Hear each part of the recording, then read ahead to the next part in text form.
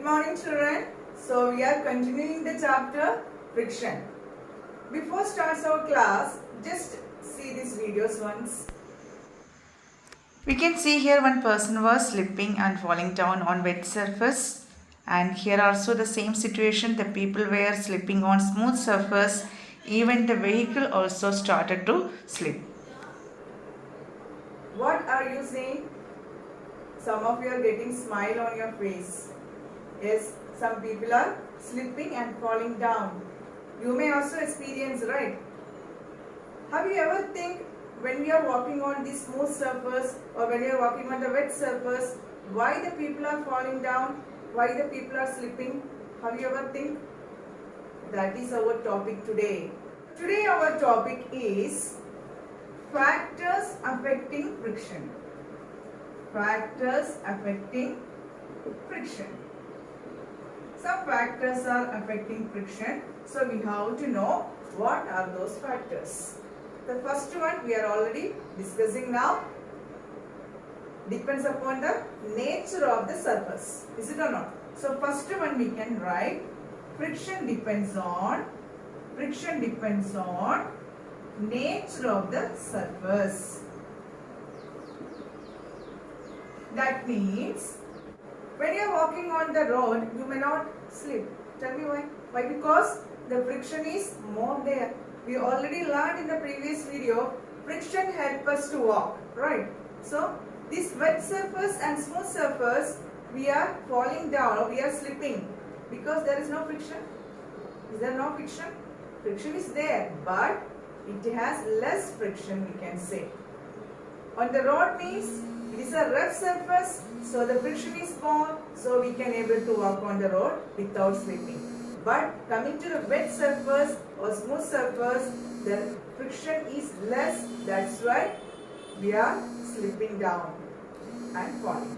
Understood? So we can say that friction depends upon the nature of the substance, that is rough surface and smooth surface.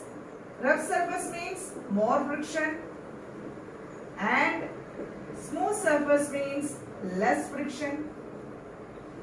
One more example, daily life, so many examples we can say about this friction depends on nature of the substance. One more example, you are playing carom board, right? So once this carom board surface become rough, what you will do? You will sprinkle some of the powder on that surface. Why you are sprinkling the powder on that surface? To make the carom board surface smooth. That time when you are striking the coin, it will go smoothly. So actually what you are doing there, you are reducing the friction there by sprinkling the powder on that surface. Actually you are reducing the friction. Before the rough surface, friction more. When you sprinkle the powder on the surface, the friction become reduced. Understood? So we can say that friction depends on nature of the substance. Then what is the second one? First one is over here. The second one is, so here I am taking two wooden blocks. A small activity, two wooden block.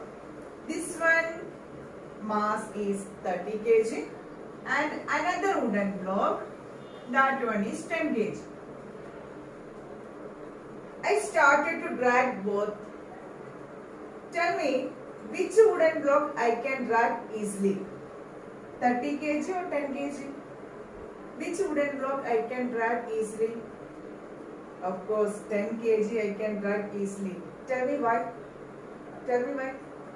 Here the reason, any object when it is at rest, it experiences a friction called static friction. What is the name? Static friction. So I can say that more weight object has more static friction. Less weight object has less static friction. So here 30 kg is more in weight than 10 kg. So its friction is more. That's why I feel some difficulty to drag it. But 10 kg, its static friction is less compared to 30 kg. So its friction is less. That's why I can drag it easily. So here what is the factor? Here the factor is weight. Is it or not? So friction depends on weight or not? Yes, friction depends on weight on the object also. Why? Because more weight of object, more friction. Less weight has less friction. So we can say the second one, we can write the second one, friction depends on weight on the object. So activity you can write 2 wooden block, one with 30 kg, other with 10 kg. Both we are dragging at a time, but we are feel some difficulty to drag 30 kg than 10 kg. Why? Because the factor is weight of the object. Understood? So more weight object has more friction, less weight object has less friction. Understood? So we are going to the third factor now. To explain the next factor, I have taken one wooden block. I have tied one thread on it and I kept in horizontal position and I started to drag with the help of a spring balance. Have you seen spring balance? So this is the image of a spring balance. What is the use of spring balance? Spring balance is used to measure the weight or the force of an object. Okay, so that is the use of the spring balance. You can see there some of the scales. The scale is mentioned on that and one pointer will be there, one hook will be there to drag the object and one hanger will be there. Okay, so these are the parts of a spring balance. By using this spring balance, I just started to drag this wooden block. Then, so this is our wooden block. I kept in horizontal position and started to drag with the help of a spring balance. Okay, so that time what will happen? The spring balance shows some of the weight or the force of the object. Suppose this one I am dragging with the force of 20 Newton. Suppose, okay, I am dragging this wooden block with the help of a 20 Newton. Okay, now what I am doing is the wooden block I kept in horizontal position. So this is a horizontal position, right? And the same way I just to drag with the help of a spring balance. Then what will happen once see there? So now the wooden block is in vertical position. This is the vertical position and the same way the thread is there. I started to drag with the help of a spring balance. Right. So here also some of the amount of force may show in the spring balance. Can you tell me what will be the force when I am dragging this wooden block which is in the vertical position? Can you say, is it more than 20 or less than 20 or equal to 20? What may the force when I drag this wooden block which I kept vertically? Can you? Here also the same force I have to, how much? 20 Newton only.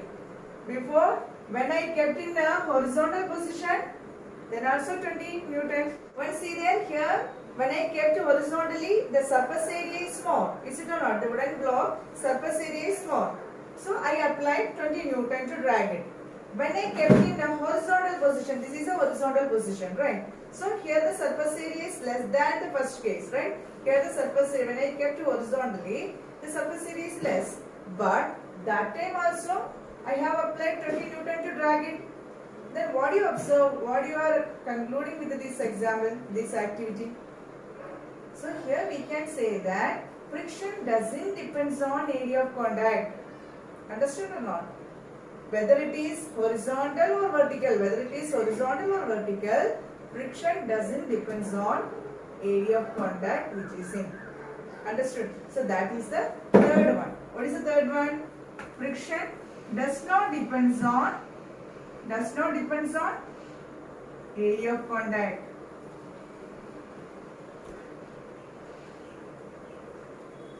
And because horizontal or vertical, we apply the same force only. So we understood that friction does not depend on area of contact. So understood three factors I said. The first one is, what is the first one? The first one is nature of the substance. We took the example, smooth surface and rough surface. Rough surface has more friction and smooth surface has less friction. And second one, what we explained, weight of the object. There what do you observe? If the weight is more, the friction also more. If the weight is less, the friction also less. And what is the third one? Area of contact. It doesn't depend on area of contact. Friction doesn't depend on area of contact. Understood? So these are the factors affecting friction. So I think you understood the topic today, and in the next topic we are going to discuss what are the type of frictions, right? So have a nice day, children.